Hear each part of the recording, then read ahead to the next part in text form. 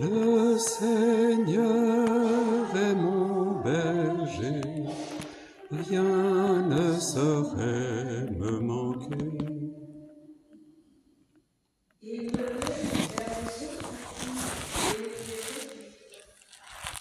Il me conduit par le juste chemin pour l'honneur de son nom. Le Seigneur est mon berger, rien ne saurait me manquer. Si je traverse les ravins de l'amour, je ne crains aucun mal, car tu es avec moi, ton bâton me guide et me rassure. Le Seigneur est mon berger, rien ne saurait me manquer.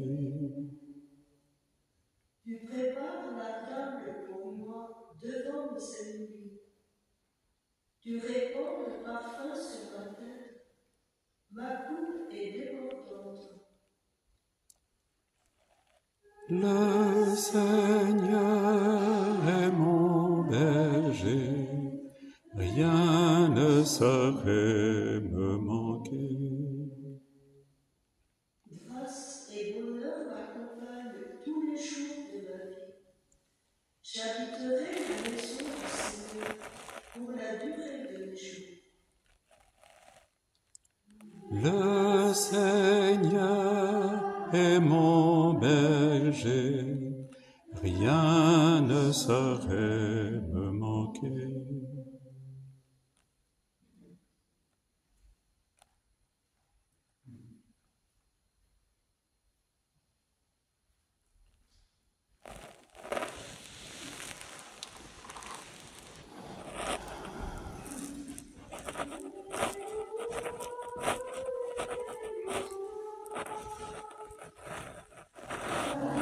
Alléluia, Alléluia.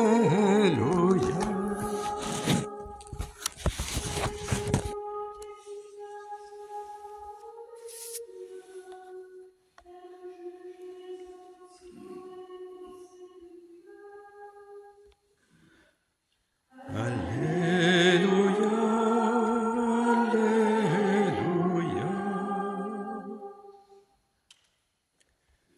Le Seigneur soit avec vous. Et avec votre esprit. Évangile de Jésus-Christ selon saint Matthieu.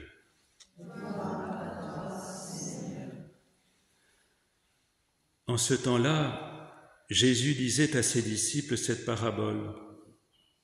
Le royaume des cieux est comparable au maître d'un domaine qui sortit dès le matin afin d'embaucher des ouvriers pour sa vigne.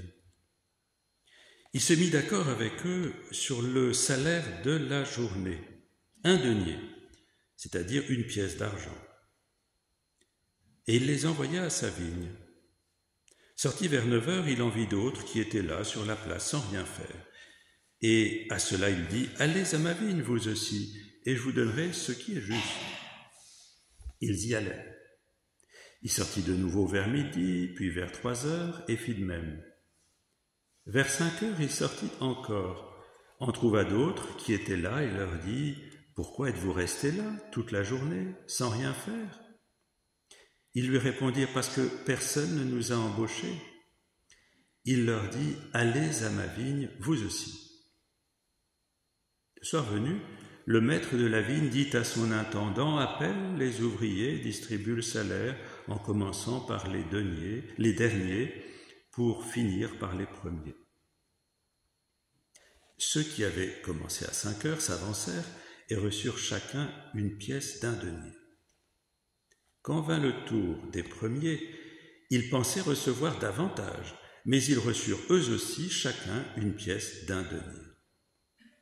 En la recevant, ils récriminaient contre le maître du domaine. « Ceux-là, les derniers venus, n'ont fait qu'1 heure, et tu les traites à l'égal de nous, qui avons enduré le poids du jour et de la chaleur. » Mais le maître répondit à l'un d'entre eux, « Mon ami, je ne suis pas injuste envers toi. N'as-tu pas été d'accord avec moi pour 1 denier ? prends ce qui te revient et va-t'en. Je veux donner au dernier venu autant qu'à toi. N'ai-je pas le droit de faire ce que je veux de mes biens? Ou alors, ton regard est-il mauvais parce que moi, je suis bon? C'est ainsi que les derniers seront premiers et les premiers seront derniers. Acclamons la parole de Dieu.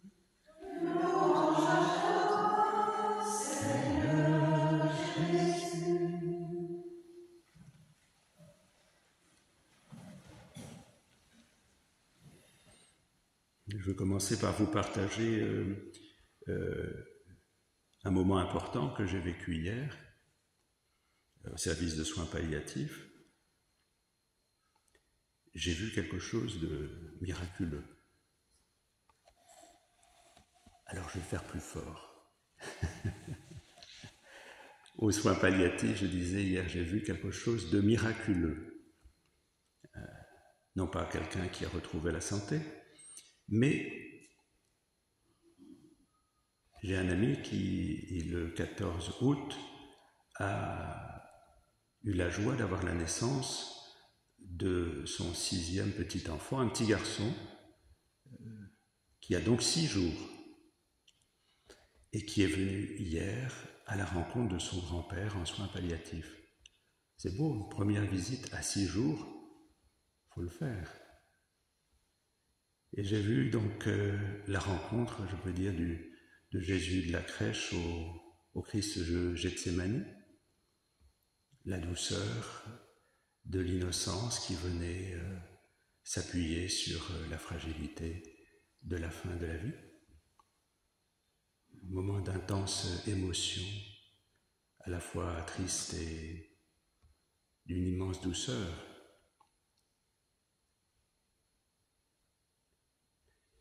Qu'est-ce que ça nous dit par rapport à l'évangile d'aujourd'hui?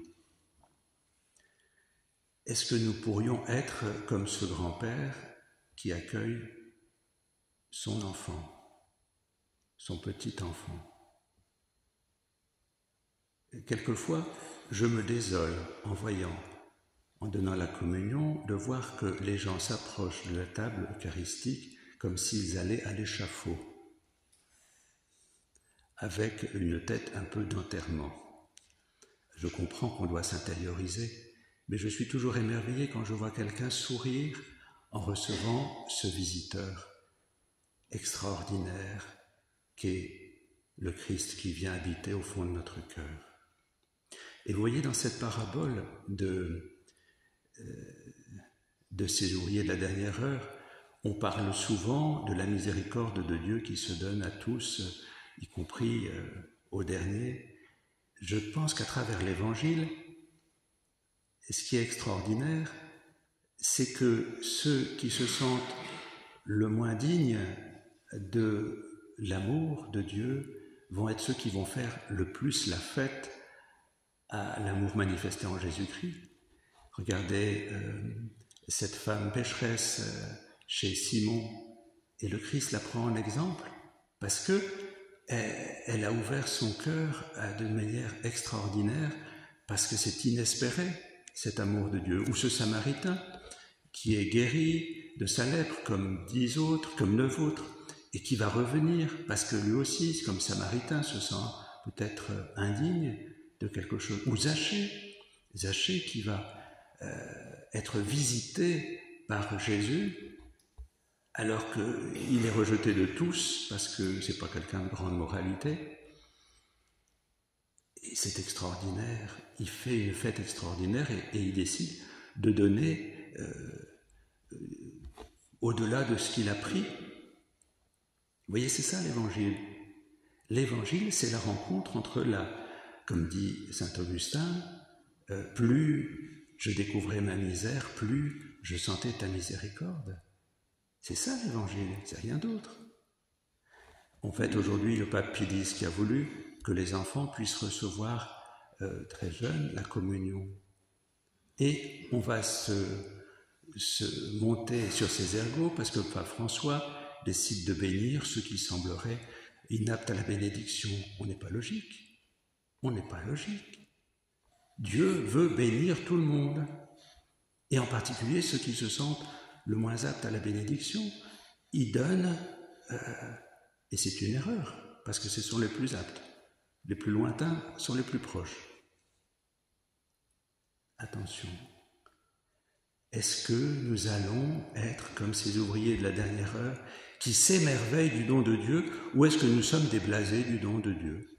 Bon oui, on communie tous les jours, c'est normal, c'est bien une routine. Mais c'est faux, c'est pas une routine. Saint François n'est pas devenu prêtre parce qu'il s'est dit, si je commence à célébrer la messe, je vais pleurer en plein milieu. C'est tellement extraordinaire que je ne pourrai pas aller jusqu'au bout de la messe. Ça veut bien dire quelque chose. C'est inouï, cet amour de Dieu qui nous rejoint dans notre fragilité pour l'éclairer et pour faire de nous des témoins de son amour. Bien que le Seigneur nous donne d'être des ouvriers de la dernière heure, c'est-à-dire d'être des émerveillés du don gratuit de Dieu, des émerveillés du don gratuit de Dieu. C'est ça la vie chrétienne. La vie chrétienne, c'est pas « j'ai fait ce qu'il fallait, donc j'ai le droit à la grâce ». La grâce, vous savez ce que c'est la grâce? C'est gratuit. Donc si c'est gratuit, rien ne le mérite. Et c'est ça qui est extraordinaire. C'est que nous sommes aimés gratuitement, sans aucun mérite, et que ça peut transformer non seulement notre vie, mais la vie du monde.